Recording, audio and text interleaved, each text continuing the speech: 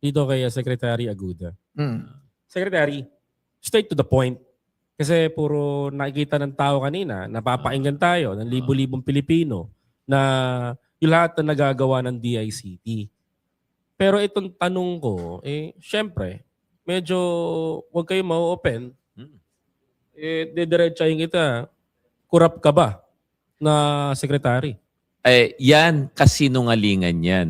Yan ang example ngayon ng fake news. Kasi ganito yun. Ito kasi, partner. Sabi ho sa ilang media news na gusto pong ipatanong sa inyo, lalong-lalo na po ng mga tagapanood natin, na kayo ho ay meron hong matagal na ho kayo sa posisyon bilang DICT Secretary. Gusto ko hong liwanagin natin sa taong bayan to. I know na maganda yung bayanihan SIM. Yun. Alam kong maganda yan, Sec. Pero gusto kong liwanagin mo sa taong bayan. Kasi bit-bit ka, kakaladkad ka ngayon sa isang issue na meron ka daw sa insertion sa DICT. Yan! Nako! Naman liwanagin siya. Ang gandang tanong yan. Salamat, Boss Koy. At mapapaliwanag ko ngayon yung fake news na yan. Susugang ko lang yun. Sige. Para isang sagutan mo na lang. Sige. Kasi merong mga mainstream media na talagang napapanood ka namin at talagang nalungkot kami. Idol ka namin sa totoo lang. Dahil nga sa mga nangyayari sa DICT. No po. Nung nabalitaan namin na kasama daw po kayo sa mga nag-insert. Hindi lang SIM card yung ini-insert nyo pala. Uwi na. Teka. Isa-isa muna natin. Teka muna. Yung budget daw po na 6 na bilyon daw po mahigit.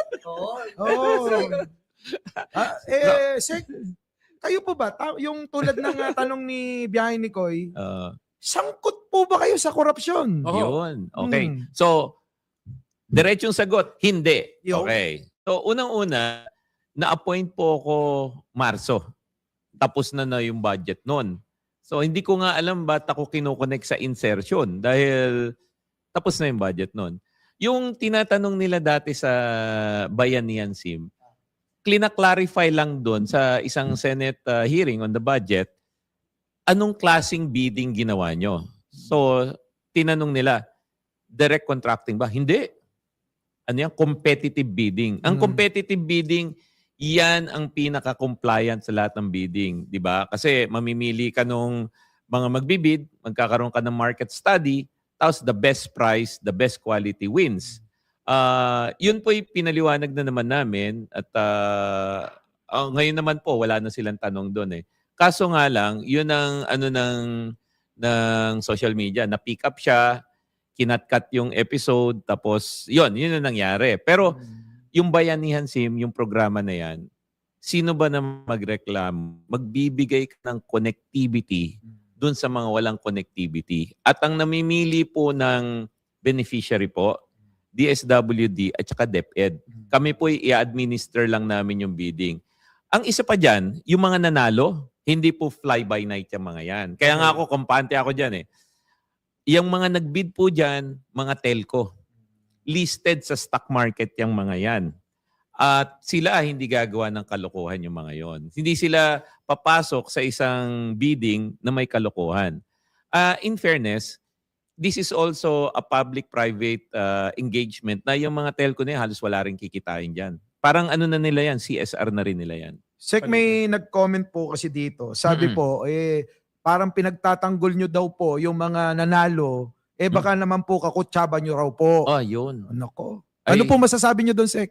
Sino ba yung mga nanalo? Ang mga nanalo, yung mga malalaking telco, di ba? Alam nyo, para mag-issue ka ng Bayanihan SIM, 3 lang yan. Kaya nga 3 lang ang telepono mo, di ba, Boss Mike?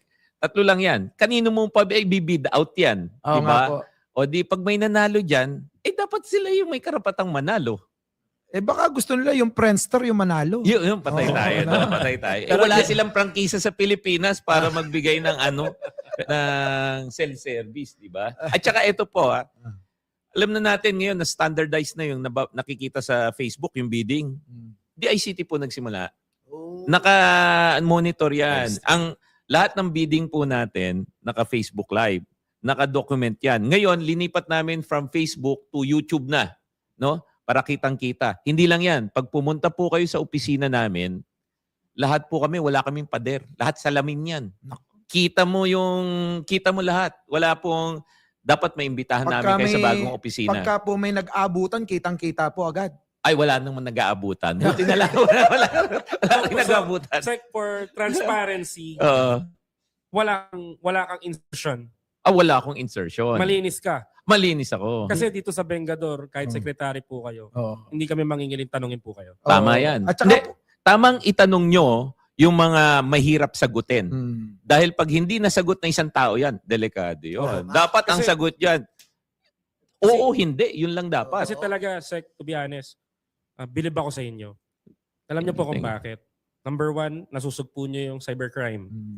Number 2, yung bayanihan sim, importante. Naaawa ako sa mga guro, bata, sa mga remote site na talagang hindi inaabot ng internet natin. So malaking tulong yung maibibigay ng bayanihan sim na yan, lalo-lalo sa pag-aaral nila. So sana, Sec, katulad nito, nilinaw natin sa publiko, inaalam natin sa publiko ito na malinis ang hangarin ninyo. Sana po matuloy ito, ilaban nyo po ito para sa kabataang Pilipino at sa ating mga guro. Boss ko, meron lang ako idadagdag, no? Ito po'y malaking utang ko sa nanay ko. Okay. Para lang maliwanagan nyo rin kung ano yung pinanggalingan ko. Ang nanay ko po, nagsilbi sa gobyerno.